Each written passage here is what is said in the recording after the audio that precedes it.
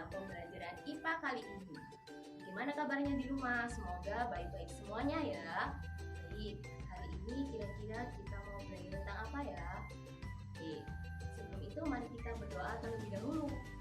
Berdoa dimulai. Selesai. Oke, lanjut ya. Kira-kira kita mau belajar tentang apa? Mau tahu atau mau tahu banget? Oke, sabar. Perhatikan ilustrasi yang akan tayang berikut ini.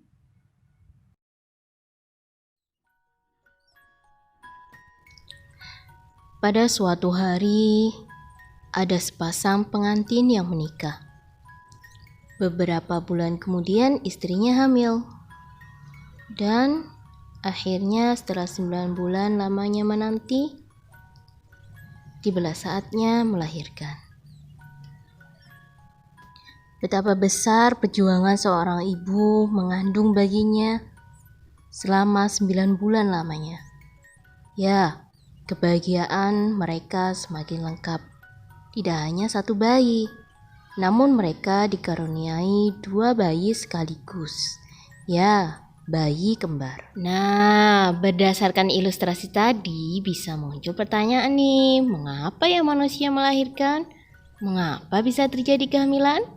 Mengapa ya bisa terjadi kelahiran bayi kembar? Wah, banyak sekali pertanyaan yang muncul dari ilustrasi tadi. Mari kita bahas dalam materi pembelajaran kali ini tentang perkembangan biakan pada manusia. Jangan kemana-mana ya, tetap di sini sampai nanti, oke? Check it out.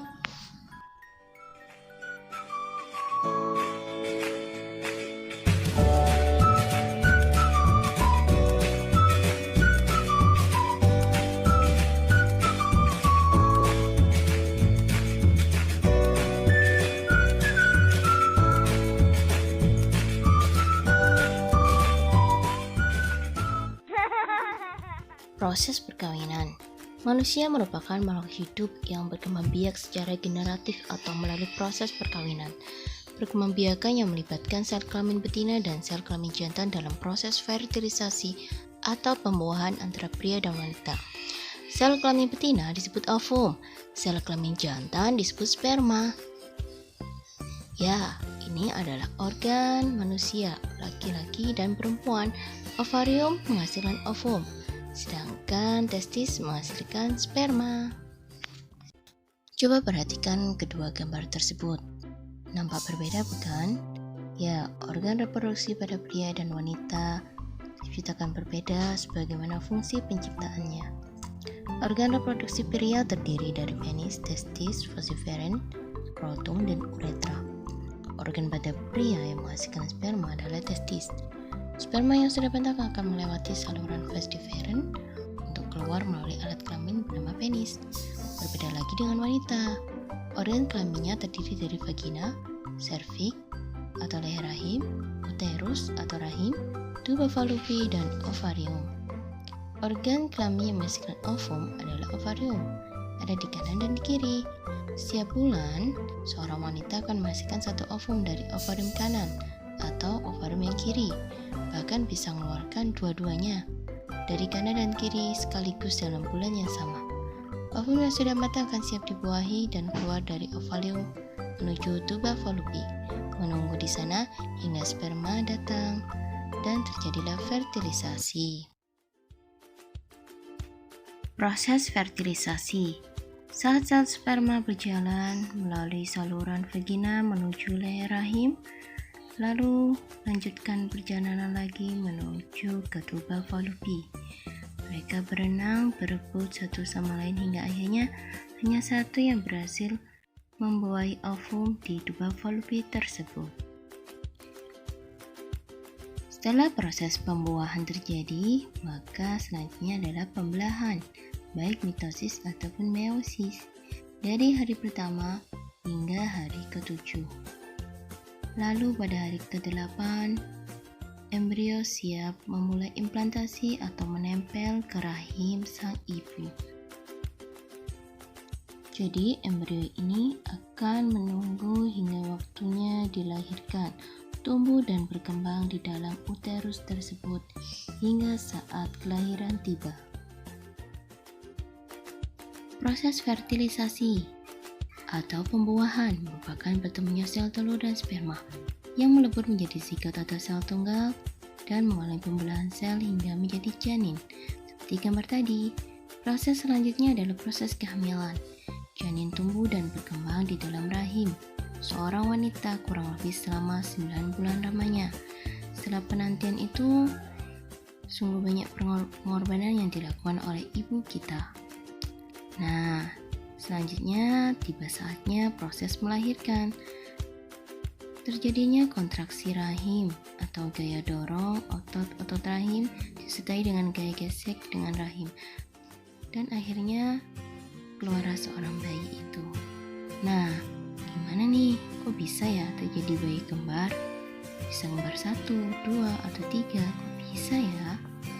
Baik, kembar dibagi dua, kembar identik dan kembar tidak identik.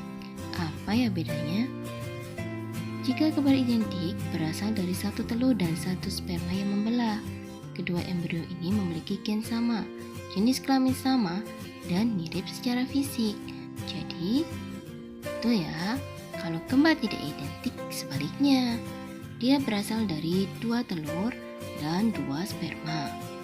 Kedua embrio ini memiliki gen berbeda, jenis kelaminnya bisa sama, atau bisa juga berbeda.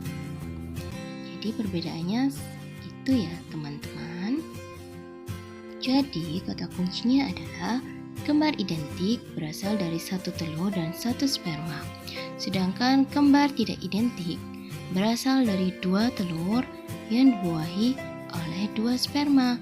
Karena ovarium kita ada dua dan bisa mengeluarkan telur atau ovum dalam 1 bulan yang sama langsung 2.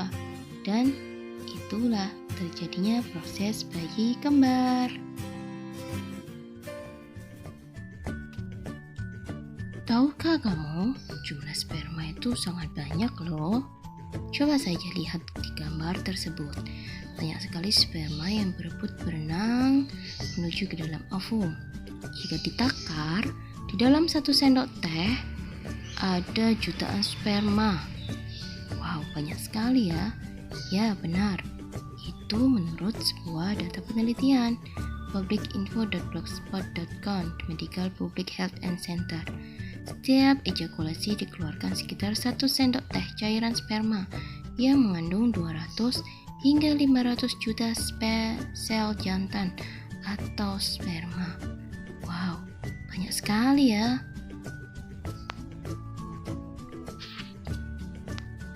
Mengapa butuh jutaan sperma hanya untuk membuahi 1 sel telur? Ya, berjuta sperma namun hanya 1 yang mampu membuahi ovum. Jumlah sperma yang melimpah dapat meningkatkan peluang mereka untuk mencapai sel telur yang matang. Namun akhirnya hanya 1 yang bisa masuk dan membuahi sel telur atau ovum tersebut. Sel sperma harus melewati perjalanan panjang setelah masuk ke dalam saluran sistem reproduksi wanita. Mereka harus melewati serviks, uterus, kemudian meluncur ke tuba Fallopi. Karena ukuran sel sperma sangat kecil, perjalanan ini setara dengan ratusan kilometer perjalanan manusia. Sebab itulah banyak sel sperma yang mati di tengah jalan, dan hanya sel sperma yang kuatlah yang mampu membuahi telur. Baiklah, apa sih hikmah pembelajaran di pagi hari ini? Coba. Ya, setiap manusia terlahir sebagai pemenang. Wah, apa ya maksudnya? Kita harus belajar dari proses terjadinya penciptaan manusia. Setiap manusia itu terlahir sebagai seorang pemenang. Dari sekian juta sel sperma yang berebut masuk ke dalam rahim, namun ternyata hanya 1 yang berhasil membuahi ovum di tuba Fallopi. Sperma yang terkuat itulah yang menjadi pemenangnya, mengalahkan jutaan sperma lain yang terkalahkan. Di saat kita sedang sedih, ingatlah nak, jangan sampai kehilangan semangat. Ingatlah proses penciptaanmu tadi. Setiap manusia itu terlahir sebagai pemenang. Dari sebuah sperma yang berhasil memenangkan pertandingan itu. Maka kita sendirilah yang menentukan nasib kita selanjutnya, menjadi pemenang atau justru sebaliknya menjadi pecundang. Kuncinya hanya satu, jangan pantang menyerah. Sebagaimana sang sperma yang tak kenal lelah berenang demi bertemu sang afung. Raihlah cita-citamu dengan penuh kegigihan. Selamat belajar jarak jauh. Semoga pandemi ini segera berakhir. Nah, kita sudah selesai nih menyelesaikan pembelajaran pagi ini. Gimana? Seru bukan? Bagaimana proses penciptaan manusia itu? Bagaimana terjadinya bayi? Bagaimana bisa terjadi bayi kembar? Dan itulah semua proses penciptaan manusia. Jangan lupa selesaikan tugas hari ini di buku tulis masing-masing. Dan mohon maaf jika ada salah. Sampai jumpa di pekan berikutnya. Tetap semangat, tetap belajar, dan selalu sehat. Jaga protokol kesehatan. Sampai jumpa.